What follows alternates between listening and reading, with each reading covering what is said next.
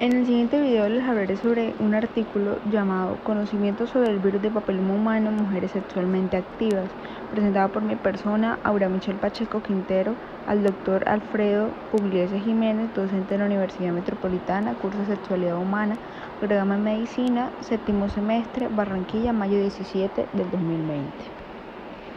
Este fue presentado por Isabel Cristina Meléndez Mogollón, Yuneida Beatriz Camargo Solorzano, Elena Elizabeth Sánchez Pérez y Darwin Álvarez Ganoble, en la revista cuatrimestral Conecta Libertad, volumen 3, número 1, de las páginas 24 a la 34,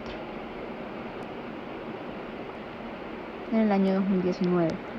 Resumen: el objetivo fue determinar el nivel del conocimiento del virus de papiloma humano en las mujeres entre las edades de 20 a 35 años de edad que acuden a consulta de ginecobstetricia. La metodología fue un estudio no experimental con enfoque cuantitativo de nivel exploratorio de corte transversal. Los resultados y conclusiones: se obtuvo que los resultados, alrededor del 60% de la población encuestada tienen conocimiento sobre el VPH. El 79% refieren que la infección es causada por el virus, 54% dicen que es causante de cáncer de cervix, el 90% señalan como principal factor de riesgo tener múltiples parejas sexuales. En consecuencia, se concluyó que estas mujeres tenían un conocimiento suficiente en cuanto a los aspectos determinantes para la prevención de esta enfermedad. Palabras claves: nivel de conocimiento, virus de papiloma humano, infección de transmisión sexual. Introducción. El virus de papiloma humano es considerado una infección de transmisión sexual, ya que se transmite al tener relaciones sexuales orales, vaginales o anales con una persona infectada que presente síntomas o no de la enfermedad. Este virus está asociado a lesiones benignas, premalignas y malignas del tracto anogenital, orofaringe, piel y otras localizaciones.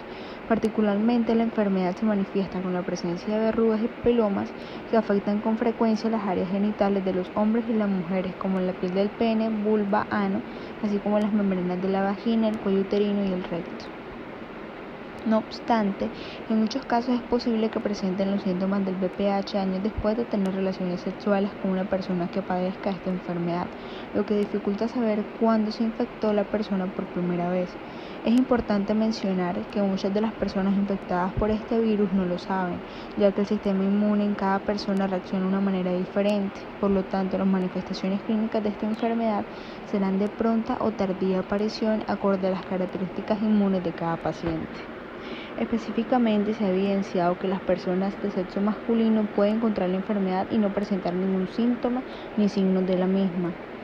Es por eso que en este mismo contexto la OMS considera el VPH como la infección de transmisión sexual más importante en el mundo, ya que se reconoce como un agente causal principal del desarrollo del cáncer cervicouterino. Al mismo tiempo, indica que existen más de 100 tipos del virus de papiloma humano, de los cuales 40 se transmiten sexualmente y de 10 a 20 tipos son causantes de verrugas, lesiones precancerosas y cáncer de cuello de útero. En cuanto a las infecciones de transmisión sexual, el Centro para el Control de la Prevención de Enfermedades de los Estados Unidos considera el VPH como la ITS más común a nivel mundial, planteando que la mayoría de los hombres y las mujeres sexualmente activas contraerán el VPH en algún momento de sus vidas. Esto proyecta que el 50% de la población sexualmente activa tendrá contacto con el virus en algún momento de su vida y que el riesgo a contraer la enfermedad es mayor en el grupo de personas menores a 25 años. En el año 2012, 490.000 mujeres en el mundo fueron diagnosticadas con VPH, de las cuales 23.500 fallecieron a causa del cáncer del cuello uterino, evidenciando la relación de esta enfermedad con la aparición del cáncer del cuello uterino. Específicamente, el cáncer de cuello uterino representa el segundo lugar de los tumores malignos en todo el mundo por su alta tasa de incidencia y prevalencia y morbimortalidad. De ahí la importancia de hacer énfasis en la discusión de medidas preventivas para reducir el riesgo de contraer el VPH y el desarrollo de este cáncer. En cuanto a los registros del VPH en el Ecuador, el Instituto Nacional de Estadísticas en el 2012 reportó que cada año se identifican alrededor de 1.200 casos de VPH nuevos y 300 muertes por cáncer de cervicouterino posterior a la infección de VPH.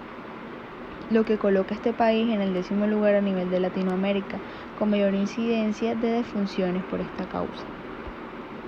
En detalle, se estima que en el Ecuador 21.06 de cada 1000 mujeres fértiles sufren de cáncer cervicouterino, según datos señalados en el último informe del Instituto Nacional de Estadística y Censos.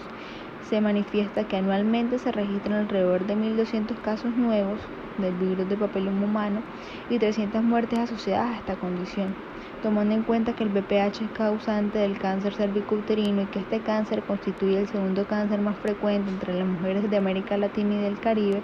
Es necesario proporcionar a la población sexualmente activa orientaciones educativas referentes a la práctica y comportamientos sexuales seguros y la utilización de medidas de protección para la prevención del VPH y otras infecciones de transmisión sexual.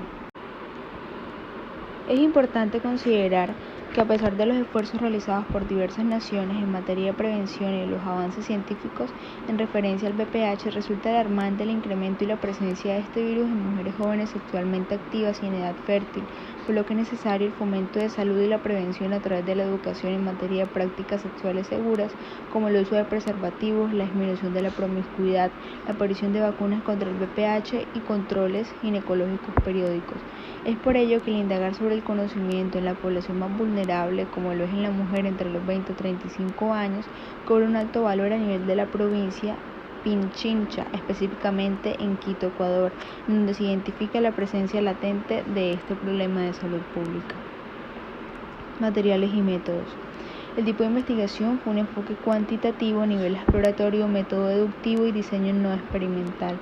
Muestras: se obtuvieron 80 pacientes atendidas en consulta ginecobstetricia de Nova Clínica de Quito, aplicando como criterio de inclusión la edad de las pacientes, la cual estuvo comprendida entre los 20 y 35 años.